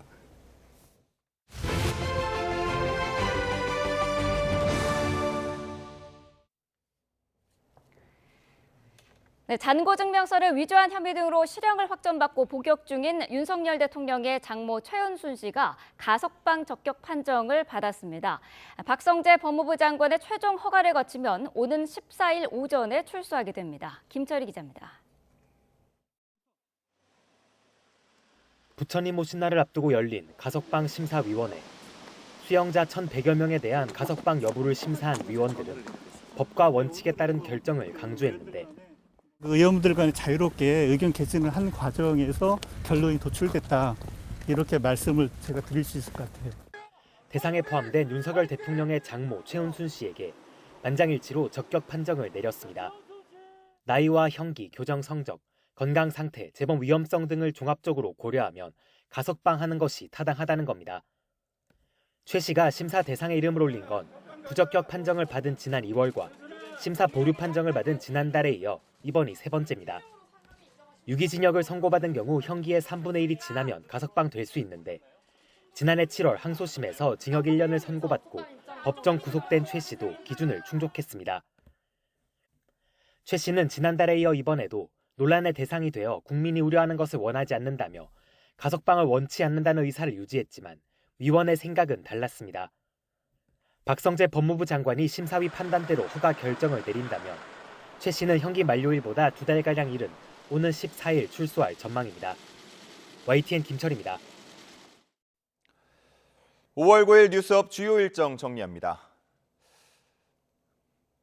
여야는 오늘 오전 10시에 진행될 윤석열 대통령 취임 2주년 기자회견에 주목하고 있습니다. 기자회견에서는 김건희 여사 의혹 관련 입장이나 최상병 특검법 등 민감한 현안에 대한 언급도 예상되는데 여야는 회견 내용을 보고 각 당의 입장을 정리할 것으로 보입니다. 통계청이 올해 1분기 제조업 국내 공급 동향을 발표합니다. 내수 시장 동향을 보여주는 제조업 국내 공급이 반도체 수출 호조세에 힘입어 1분기 반등세를 보였을지 주목됩니다. 국민의힘이 오늘 오후 2시 22대 국회 첫 1년 원내 협상을 이끌 차기 원내대표를 선출합니다. 충청권 4선 이종배, 수도권 3선 송석준, 대구 출신 3선 추경호 의원의 3파전으로 치러집니다. 신태용 감독이 지휘하는 인도네시아 축구대표팀이 68년 만에 올림픽 본선 진출을 위한 마지막 도전에 나섭니다. 인도네시아 23세 이하 축구대표팀은 우리 시각으로 오늘 밤 10시 아프리카 기니를 상대로 파리올림픽 남자축구 플레이오프를 치릅니다. 뉴스업 주요 일정이었습니다. 부산대와 제주대에서 의대생 증원을 위한 학칙 개정안이 부결된 가운데 강원대학교도 관련 절차를 보류하는 등 학칙 개정안이 줄줄이 부결되고 있습니다. 강원대 학칙 개정 심의 의결기구인 대학평의원회는 대학본부 요청에 따라 의대생 증원 안건 상정을 철회했습니다. 대학본부는 부산대와 제주대에서 잇따라 학칙 개정이 무산되자 법원에서 심리 중인 의대생 증원 처분 집행정지 항고심 결과를 지켜본 뒤 안건을 다시 논의하기로 한 것으로 파악됐습니다. 대학들이 의대 증원을 늘리는 학칙 개정안을 잇따라 부결시키자 교육부는 정부 정책을 따라달라고 압박했습니다. 모집 정지까지도 가능하다고 경고했는데요. 함께 들어보시죠.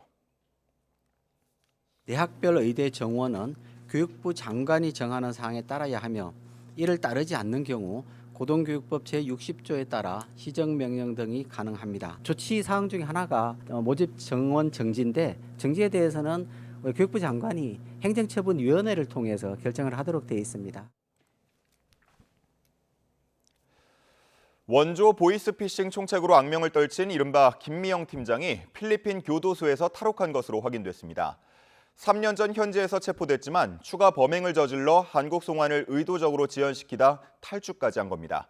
권민석 기자의 보도입니다. 우리 경찰은 지난 2021년 현지 경찰과 공조해 필리핀에서 김미영 팀장을 붙잡았습니다. 김 팀장은 전직 사이버수사대 경찰 출신인 50대 박모 씨로 2008년 술해 혐의로 해임됐습니다. 경찰에서 배운 수법을 활용해 4년 만에 보이스피싱 총책으로 변신한 박 씨는 필리핀에 콜센터를 개설하고 사기 행각을 벌였습니다. 김미영 팀장이란 문자 메시지를 대량 살포한 뒤 자동응답 전화를 통해 대출 상담을 하는 척하며 개인정보를 빼내 돈을 가로챈 겁니다. 2014년 당시 확인된 피해자만 2만여 명, 피해 금액은 400억 원에 달했습니다. 환급인지세 28만 원과 탁증 보험료로 책정된 요 140만 2,326원 역시 저희가 다 환불 처리해드릴 거세요. 박 씨는 그러나 체포된 뒤에도 현지에서 인신매매 혐의 공범으로 기소돼 재판받느라 강제 송환이 차일피일 미뤄졌습니다. 우리 사법당국 처벌을 피하려고 일부러 추가 범행을 저지르며 버틴 건데 박 씨는 이달 초 현지 법원 재판에 출석했다가 교도소로 이송되는 과정에서 도망친 것으로 전해졌습니다. 우리 경찰이 박 씨에 대해 적색 수배를 내리고 추적에 나섰지만 아직 행방이 묘연합니다. 외교부는 탈옥 사실을 인지한 직후부터 박 씨를 신속히 검거하기 위해 필리핀 당국과 계속 협의하고 있다고 밝혔습니다. YTN 권민석입니다. 일본 정부가 라인 야후에 네이버와의 자본관계 재검토를 요구한 가운데 라인 야후가 네이버의 지분 매각을 요청한 것으로 확인됐습니다. 유일한 한국인 이사진마저 교체되면서 라인에서 네이버 배제가 현실화되고 있다는 우려가 나옵니다. 도쿄에서 김세호 특파원의 보도입니다. 일본 총무성이 라인 야후의 네이버와의 자본관계 재검토를 거듭 요구한 가운데 라인 야후는 네이버의 자본 변경을 강하게 요청했다고 밝혔습니다. 我々からの要請内容で言いますと、おっしゃる通り、ソフトバンクがマジョリティを取る形での変更というのが大前提となります。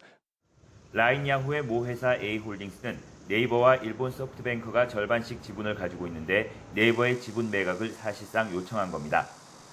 이어 네이버에 대한 업무 위탁도 끝내겠다는 점도 분명히 했습니다. 委託の終了は基本全部していくという方向性になりますので、ネイバーとの関係性というのは非常に事業面でも非常に薄くなっていくというか。 이와 함께 유일한 한국인 이사였던 신중호 최고 제품 책임자를 새 이사회에서 퇴진시키고 구성원 전원을 일본인으로 채웠습니다. 일본 총무성은 라인 야후의 두 차례 행정 지도를 통해 네이버와의 자본관계 재검토를 요구한 데 대해 지분 매각 압박이 아니라고 강조했지만 결국 네이버가 라인에서 배제되는 것이 현실화되고 있다는 우려가 커지고 있습니다. 이에 대해 우리 정부는 한국 기업이 부당한 대우를 받지 않는 데 최우선 가치를 두고 대응하겠다고 밝혔습니다. 그러면서 라인 야후 문제에 대한 입장은 매우 강경하다면서 외교부를 비롯한 관계부처와 긴밀히 협의하고 있다고 설명했습니다. 도쿄에서 YTN 김세호입니다. 올해 금리 인하에 대한 불확실성 속에 밤사이 뉴욕 증시는 혼조세를 보인 가운데 다우지수는 6거래일 연속 상승 흐름을 유지했습니다. 우리 증권시장에서 투자자들은 특히 네이버를 주목하고 있는데요. 개인정보 유출 등을 명목으로 일본 정부가 네이버의 라인 야후 지분을 매각하라는 압박이 거세진 상황 속에 오늘 주가 향방이 주목됩니다. 자, 오늘 손석우 경제평론가와 함께 이 이야기 다뤄보겠습니다. 연결돼 있습니까? 네, 안녕하세요. 네. 자, 먼저 짧게 밤사이 뉴욕 증시 움직임부터 살펴보시죠. 네, 오늘 뉴욕 증시는 어제 이어 혼조세로 마감했습니다. 다우지수는 172.13포인트, 0.44% 상승한 39,056.39의 거래를 마쳤는데요. 반면에 대형주 위주 S&P 500 지수는 보합권에서 또 기술주 중심의 나스닥 지수는 29.8포인트, 0.18%가 떨어진 16,302.76포인트로 장을 마감했습니다. 실적을 발표하는 기업들의 주가가 엇갈리는 가운데 연준 당국자의 매파적 발언이 금리 향방에 대한 불확실성을 키우면서 지수는 뚜렷한 방향성을 갖지는 못하는 모습이었습니다. 오늘 뉴욕 증시의 투심을 가른 것은 수잔 콜린스 보스턴 연방준비은행 총재의 발언이었습니다. 콜린스 총재는 연설을 통해 인플레이션을 2%로 낮추려면 이전에 생각했던 것보다 더 많은 시간이 걸릴 것이라며 인플레이션이 중앙은행의 2% 목표를 향해 지속 가능하게 움직인다는 확신이 설 때까지 연준의 금리 정책이 현재 순주를 유지해야 할 것이라고 말했습니다. 다른 연준 이사들과 마찬가지로 금리 인하에 신중한 입장을 드러낸 것인데 시장이 기대하고 있는 그 연내 기준금리 인하 가능성을 낮추는 즉 매파적인 발언으로 해석이 되면서 투자자들이 주식 매수를 주저하게 만드는 요인이 된 것으로 풀이됩니다. 지난 1일 미국 중앙은행의 연방공개시장위원회가 끝난 후에 연준 당국자들이 잇따라 연설에 나서고 있는데 이로 인해서 지금 금리 전망의 불확실성이 커지면서 투심에도 영향을 주고 있는 분위기입니다. 즉 연준 내에서도 금리 경로에 대한 의견이 합치되지 않고 있고 위원들 간 또 엇갈리는 발언이 이런 연준 내부 상황을 보여주고 있는 것인데 결과적으로는 투자자들에게 혼란을 키우고 있습니다. 여기에서 시사하는 바는 두 가지 정도로 볼 수 있겠습니다. 그만큼 지금 미국의 물가와 고용 상황이 방향성을 결정하는 변곡점에 있다는 것이고 두 번째는 연준도 이 금리 경로에 관해 선제적으로 움직이지 못하고 최신화되는 데이터에 따라서 탄력적으로 움직일 것이라는 점입니다. 이에 따라서 오는 15일 발표되는 미국의 4월 소비자 물가 CPI의 결과에 따라서 시장에서는 연내 기준금리 인하 가능성을 재판단할 것이고 결국 지수의 방향도 그것에 따라 결정될 것으로 보입니다. 예, 말씀을 해주신 것처럼 뉴욕 증시 지금 혼조세를 보이고 있는데 눈에 띄는 건 다우지수입니다. 6거래일 연속 상승 흐름 유지하고 있고 5월 들어서는 계속 상승을 하고 있는 모습인데요. 올해 들어서 이렇게 장기간 연속으로 오른 건 처음이라고요. 네, 다우지수는 종합지수의 성격을 가지고 있어서 사실 미국 투심의 전반적인 바로미터로 여겨지고 있습니다. 다우존스가 물론 6거래일 연속 상승하기는 했지만 전반적으로 보면 투심의 방향성이 정해지지 않은 가운데 보합권에서 큰 폭의 어떤 등락을 큰 폭의 움직임을 보이진 않고 있습니다. 오늘 시장에서는 주목해 봐야 될 거는 국채 금리가 오르면서 이게 투심의 압력으로 작용한 부분인데요. 미국 재무부가 실시한 420억 달러 규모의 10년물 국채 입찰이 오늘 진행이 됐었는데 예상보다 수요가 부진했습니다. 이 영향으로 미 10년물 국채 금리는 4.5%까지 오르는 모습을 보였습니다. 아울러 연준 당국자의 매파적인 발언까지 더해지면서 정책 금리에 민감한 2년물 국채 금리도 4.84%로 올라서 주식시장에서는 투자 심리를 위축시키는 원인으로 작용했습니다. 개별주별로 살펴보면 국내 서학개미들이 많이 투자하는 M7을 비롯한 대형주들의 주가는 엇갈렸습니다. 테슬라의 경우 검찰이 테슬라의 오토파일럿 시스템과 관련해서 소비자를 고의적으로 오인시켰다는 혐의에 대해 조사 중이라는 보도가 나오면서 1.74% 떨어지는 모습을 보였고요. 구글의 지주회사인 알파벳도 1% 넘게 하락했습니다. 반면 메타는 0.9% 올랐고요. 애플도 0.19% 올랐습니다. 엔비디아는 0.16% 떨어지면서 보합권에서 움직이는 모습을 보였습니다. 예, 그렇군요. 자, 이제 우리 시간으로도 9시가 조금 넘었습니다. 국내장도 개장을 한 상황인데요. 자, 국내 증시 개장 상황도 함께 살펴보면 좋겠습니다. 자, 화면 한번 연결을 해보죠. 자, 현재 국내 증시 개장 상황이 나오고 있습니다. 지금 보시는 것처럼 코스피, 코스닥 모두 다 파란불을 켜고 있는 모습이고요. 떨어지는 수준은 약보합권 수준으로 보입니다. 코스피가 2,742선을 가리키고 있고 코스닥은 871선, 각각 0.1% 내외의 하락을 보여주고 있는 모습입니다. 자, 우리 평론가님, 이렇게 보시는 것처럼 코스피, 코스닥 모두 다 오늘 약보합권 출발인데 오늘은 어떻게 좀 전망을 해볼 수 있을까요? 네. 사실 미국발 금리 방향성에 대한 불확실성이 커지고 있는 가운데 오늘을 주목해야 될 건 사실 옵션 만기를 맞았다라는 점입니다. 이에 따라서 변동성이 커질 가능성이 염두를 둬야 될 것 같고요. 여기에다가 외국인 수급의 유입이 지속되는지에 따라서 오늘 지수의 방향이 갈릴 것으로 보입니다. 원달러 환율의 움직임도 주목되는데요. 밤사이 주요 6개국 통화 대비 달러 가치를 나타내는 달러 인덱스가 전 거래일 대비 0.13% 오르면서 105.5를 기록했습니다. 또 주시해야 될 것은 일본 외환 당국의 개입으로 최근에 그 엔화 약세가 주춤했는데 다시 엔화 약세가 시작되는 분위기인 점도 주목을 해봐야 됩니다. 따라서 우리의 원 달러 환율도 오늘 외환 시장에서 동조화되면서 1,360원대 위로 오르게 될지 이 부분을 지켜봐야 될 것으로 보입니다. 예, 그렇군요. 자, 우리 시장에 영향을 미칠 만한 요인이 어떤 게 있을까 한번 살펴보면요. 특히나 네이버를 주목해야 된다는 이야기가 많습니다. 네이버 움직임은 어떻습니까? 네. 자, 오늘 시장에서는 역시 말씀하신 대로 인터넷 기업 네이버의 주가 흐름에 주목할 필요가 있어 보입니다. 네이버가 이제 모바일 메신저 라인을 일본 야후와 라인 야후라는 합작사를 통해서 공동 경영하고 있는데 작년에 발생한 개인정보 유출 사건을 빌미로 해서 지금 일본 정부가 네이버의 라인에 대한 지분 매각을 압박하고 있다는 논란이 빚어졌고요. 어제 그 라인 야후의 실적 발표 컨퍼런스가 있었는데 이 자리에서 네이버의 지분 매각을 공식 요청하고 협상 중이라는 사실을 발표했습니다. 아울러서 네이버에 대한 라인의 서비스 위탁도 순차적으로 종료를 해서 기술 독립을 할 것이라는 사실도 발표를 했죠. 시장에서 우려했던 라인 탈취에 대한 우려가 어떻게 보면 공식 확인된 것이다 이렇게 볼 수 있겠습니다. 라인은 네이버가 개발해서 일본에서만 1억 명에 가까운 사용자를 확보를 하며 국민 메신저로 등극한 서비스입니다. 네이버의 가장 큰 해외 매출처가 일본 라인이기 때문에 이번 라인 사태에는 네이버 주가에도 큰 악재가 될 것으로 보이고요. 아울러서 우리나라와 일본 양국 간의 외교 분쟁으로도 확대될 수 있는 사안이어서 투자자들의 이목이 집중되고 있는 그런 상황입니다. 예, 네이버가 어제도 2%대 약세로 마무리를 했는데 오늘도 2%대 약세를 보이면서 출발을 했고요. 지금도 하락 국면 속에 있습니다. 앞으로 어떻게 움직이는지 좀 더 지켜봐야겠고요. 자, 반도체 이야기도 살펴봐야겠습니다. 최근에 8만 원을 회복한 삼성전자나 SK하이닉스에 대한 주목도도 높은데 최근 국내외에서 발표되는 반도체 기업들 실적을 보면은 많이 엇갈리는 전망이 나오더라고요. 반도체 전망 어떻게 보면 되겠습니까? 네. 반도체와 관련해서는 가장 바로미터가 되는 건 오는 20일 실적 발표를 앞두고 있는 엔비디아의 실적이 바로미터가 될 것 같습니다.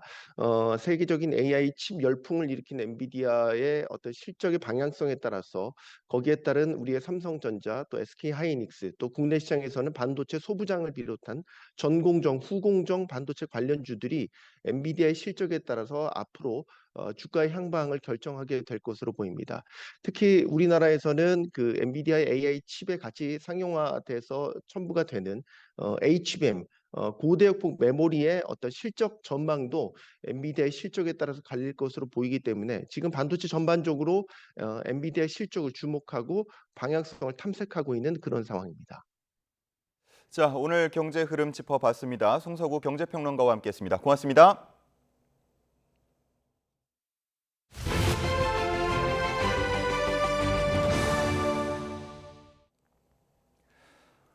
반도체와 스마트폰 등 수출에 힘입어 경상수지가 11개월 연속 흑자를 기록했습니다. 하지만 해외 관광 증가로 서비스 수지 적자 폭은 늘어났는데요. 자세한 내용 취재 기자 연결해서 들어보겠습니다. 류환웅 기자. 네, 유환웅입니다. 네, 경상수지가 흑자를 이어간다는 건 참 반가운 일인데 서비스 수지 적자 폭 확대는 좀 우려스럽습니다. 어떻습니까? 네, 그렇습니다. 한국은행이 오늘 아침 지난 3월 기준 국제 수지 자료를 발표했는데요. 경상수지는 69억 3천만 달러 흑자로 집계돼 지난해 5월 이후 11개월 연속 흑자를 달성했습니다. 해외로 빠져나간 돈보다 국내로 유입된 돈이 그만큼 늘어났다는 의미입니다. 반도체와 스마트폰 등 정보통신기기, 석유 제품 등 수출이 증가하면서 경상수지 흑자를 이끌었습니다. 3월 수출이 2월보다는 3% 증가했고 수입은 13.1% 감소했습니다. 3월 기준으로 에너지와 원자재 가격이 하락했던 것이 수입 감소의 주된 원인이었습니다. 반면 3월 서비스 수지는 24억 3천만 달러 적자로 적자폭이 2월보다 6억 6천만 달러 확대됐습니다. 주된 원인은 24년 넘게 만성 적자를 기록 중인 여행 수지 때문이었습니다. 3월 기준 여행 수지는 2월보다는 2억 9천만 달러 준 10억 7천만 달러를 기록했습니다. 3월 들어 외국인 관광객이 늘면서 여행 수지 적자폭은 다소 줄었습니다. 한국관광공사에 따르면 올해 1분기 해외로 나간 우리 관광객은 742만 5천 명이었습니다. 지난해 4분기보다는 650만 명 증가했고 1년 전인 지난해 1분기보다는 500만 명 증가했습니다. 고금리, 고물가, 고환율로 내수가 좀처럼 살아나지 않는 가운데 해외 소비는 늘어나는 상황입니다. 지금까지 경제부에서 YTN 유환홍입니다. 음료업체들이 담합을 벌여 판매 가격을 올렸다는 의혹에 대해 공정거래위원회가 조사에 착수했습니다. 공정위는 코카콜라 음료와 롯데칠성, 동서음료 등의 조사관을 보내 음료 판매 관련 자료를 확보했습니다. 공정위는 국내 음료 시장에서 지배적 위치를 가진 이들이 담합을 통해 음료 가격을 올린 정황을 포착하고 조사에 나선 것으로 전해졌습니다. 네, 중고거래 플랫폼에서 홍삼과 같은 건강기능식품도 사고 팔 수 있게 됐다는 소식이 큰 화제를 모았는데요. 중고거래 플랫폼에서도 많은 돈은 벌 경우 세금 신고를 해야 한다는 점을 잊지 말아야 합니다. 보도에 이승은 기자입니다. 중고거래 플랫폼에서 홍삼을 비롯한 건강기능식품 판매가 허용된 첫날, 알뜰 선물을 마련하려는 수요가 잇따랐습니다. 모니터링 능력이 있는 당근과 번개장터에서만 시범적으로 거래가 허용됐는데 안 뜯은 상품이어야 하고 소비기한이 6개월 이상 남은 실온 보관 제품이어야 합니다. 해외 직구 상품도 안 됩니다. 개인별 판매 가능 횟수는 1년에 10번 이하, 누적 판매액 30만 원 이하로 제한했습니다. 이용자 편의와 또 안전한 거래를 위해서인데요. 온라인 고객센터에서 가이드라인이 제공돼 있니 꼭 확인하고 거래하시길 바랍니다. 특히 중고거래라도 소득 있는 곳에 세금이 있다는 점을 잊지 말아야 합니다. 국세청은 5월 종합소득세 신고 기간을 맞아 중고거래 플랫폼에서 반복적 거래를 한 사람들에게 신고할 것을 안내했습니다. 매년 안내를 하지만 거래량 급증에 따라 올해는 대상자가 많아졌습니다. 국세청은 어떤 사람들에게 신고 안내를 했는지 요건을 밝히진 않았지만 일반적 거래가 아닌 사업자로 의심되는 경우를 겨냥한 것으로 보입니다. 앞서 국세청은 올해 국세행정 운영 방안에서 중고거래 자료는 물론 공유 숙박, 유튜버 외환거래 자료를 구축해서 신종 탈세에 대응을 강화하겠다고 밝혔습니다. 예계 탈세와 신종 탈세에도 선제적으로 대응하는 한편 지방청별 포렌식 지원팀을 신설하는 등 조사 인프라를 지속적으로 확충하겠습니다. 국세청은 해외 직구 분석 시스템도 이달 안으로 개발할 것이라고 밝혀 면세 혜택을 악용해 들여온 뒤 쪼개서 파는 수법도 통하지 않게 됐습니다. YTN 이승은입니다.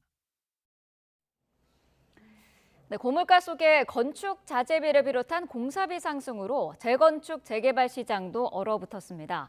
부동산 경기가 좋을 때 정비 사업은 그야말로 황금 아래 거위였지만 치솟은 공사비로 인해 이제는 조합과 건설사 모두가 고개를 젓는 찬밥 신세가 됐다고 하는데요. 그 실태를 김기봉 기자가 취재했습니다. 지은 지 39년 된 서울 강남의 한 아파트 단지. 지난달 말 재건축 시공사 선정을 위한 입찰을 했지만 건설사 한 곳도 나서지 않았습니다. 현장 설명회 왔던 10개 건설사 중 어느 곳도 사업 제안서를 내지 않은 것입니다. 나름 최대한 높은 공사비를 제안했는데도 맥없이 유찰된 데 대해 조합은 당황스럽습니다. 이럴 줄 몰랐다고 실망은 하죠. 우리는 당연히 될 거라고 생각했으니까요. 지금 이렇게 어려우니까 시공자들이 조합을 길들이기 위한 카르텔을 형성한 거 아니냐 이런 의심도 하고요. 재건축 열기가 가장 뜨거운 강남에서마저 이처럼 시공사를 찾지 못하는 사례가 잇따르고 있습니다. 공사 원가가 이미 크게 오른 데다 추가 상승도 예상돼 건설사로서는 웬만한 가격으로는 사업성이 나오지 않는다는 판단입니다. 이렇다 보니 시공 능력 10위권 건설사 가운데 무려 7곳이 올해 1분기 정비 사업 수주 실적이 아예 없는 실정입니다. 이미 체결된 계약도 거의 대부분이 공사비를 올려 재계약 협상을 하는 상황입니다. 2017년 3.3제곱미터당 569만 원의 공사비를 계약을 했던 서울 서초구의 이 재건축 조합은 최근 1,300만 원, 2.3배로 불어난 공사비로 다시 계약을 맺었습니다. 그나마 울며 겨자 먹기로 재계약을 합의한 곳도 있지만 늘어난 조합원 분담금으로 재계약에 실패해 결국 분쟁으로 접수되는 건수도 최근 몇 년 새 늘어났습니다.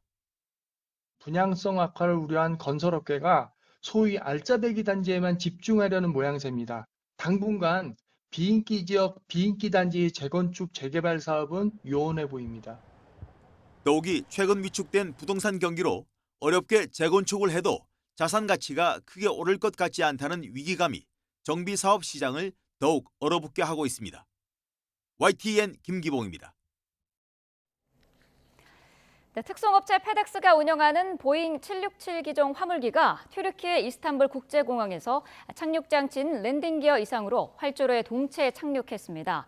튀르키예 교통부에 따르면 8일 오전 이스탄불 국제공항에 착륙하려던 페덱스 보잉 767 화물기에서 앞바퀴가 내려오지 않아 조종사가 관제탑에 비상착륙 허가를 요청했습니다. 이 화물기는 앞바퀴가 끝내 나오지 않자 활주로에 그대로 동체에 착륙했습니다.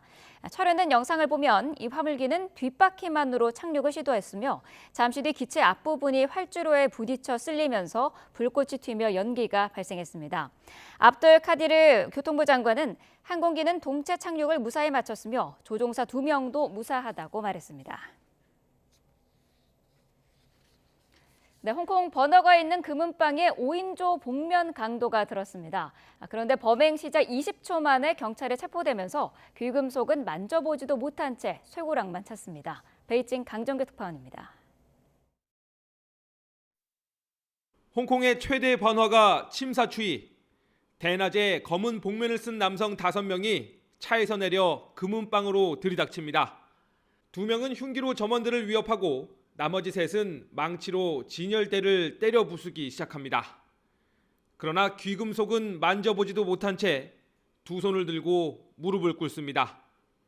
범행 개시 20초 만에 출동한 경찰에 체포된 겁니다. 拔槍去做咗警戒嘅啫，咁啊警戒完之後咧，咁啊一個嘅我哋都係用徒手啦，咁啊將佢哋即係順利咁樣就制服到佢啦。 홍콩 매체들은 경찰이 사전에 첩보를 입수하고 근처에 잠복해 있었다고 전했습니다. 진열대가 부서지긴 했지만 귀금속 도난은 물론 다친 사람도 없었습니다. 체포된 강도 5명은 모두 남아시아계로 홍콩 경찰은 공범이 더 있는지 조사하고 있습니다. 베이징에서 YTN 강정규입니다. 아침에 활기를 더해주는 스포츠업 시간입니다. 이강인의 파리 생제르맹이 챔피언스리그 결승 진출에 실패했죠. 결승 무대에서 한국 선수의 활약을 보고 싶은 팬들, 오늘 새벽 김민재 선수가 속한 바이에른 뮌헨의 경기를 주목했을 텐데요. 1대0으로 앞서가며 이대로 경기가 종료되나 싶었던 후반 막판, 대반전이 펼쳐졌습니다. 준결승 결과 김동민 기자가 보도합니다. 1차전에서 2대2로 승부를 가리지 못한 두 팀. 레알 마드리드 비니시우스의 오른발 슈팅이 골대를 맞고 재차 슈팅하지만 이번엔 노이어 골키퍼 선방에 막힙니다. 레알 마드리드가 전반에 만든 가장 위협적인 장면이었습니다. 바이에른 뮌헨 해리 케인의 발리 슛이 골로 연결되지 않은 것이 원정팀에게는 가장 아쉬운 장면이었습니다. 골은 후반에 터지기 시작합니다. 후반 23분 교체로 들어간 뮌헨의 알폰소 데이비스가 선제골을 넣었습니다. 그러나 역시 교체로 들어간 레알의 호셀루가 후반 43분에 동점골. 후반 추가 시간에 극적으로 역전골을 터뜨리며 레알 마드리드가 결승에 진출합니다. 레알 마드리드는 다음 달 2일 런던 웸블리 경기장에서 도르트문트를 상대로 통산 15번째 챔피언스리그 우승에 도전합니다. 우승에 대한 열망으로 토트넘을 떠난 손흥민의 동료 해리 케인은 미넨의 첫 시즌에서도 트로피 없이 끝내게 됐습니다. 김민재는 오른쪽 윙백으로 교체 출전해 헤더로 골대를 맞히기도 했지만 축구 통계 매체 후스코드닷컴으로부터 평점 6점을 받았습니다. 우리 선수로는 박지성, 손흥민에 이어 세 번째 챔피언스리그 결승 출전도 다음으로 미루게 됐습니다. YTN 김동민입니다. 올 시즌 마운드에서 최고의 기량을 펼치고 있는 투수들이 맞붙었습니다. 직전 경기에서 완투승을 거둔 기아의 양현종과 다승 1위의 삼성 원태인인데요. 승부는 연장 12회에 결정됐습니다. 프로야구 결과 이경재 기자의 보도로 만나보시죠. 다승 1위 원태인과 현역 최다승의 전 경기에서 시즌 첫 완투승을 거둔 기아 양현종이 명품 투수전을 펼쳤습니다. 3회 투아웃 말로 위기를 넘긴 원태인이 6이닝 동안 삼진 5개를 잡고 무실점. 양현종도 6회까지 삼진 4개를 곁들이며 단 한 점만 내주고 마운드를 지켰습니다. 원태인이 승리 요건을 갖추고 내려갔지만 경기는 2대2 연장으로 흘렀습니다. 기아가 10회 초 원아웃 1-3루에서 병살타로 기회를 날렸고 삼성은 10회만 원아웃 말루의 더 좋은 기회를 무산시켰습니다.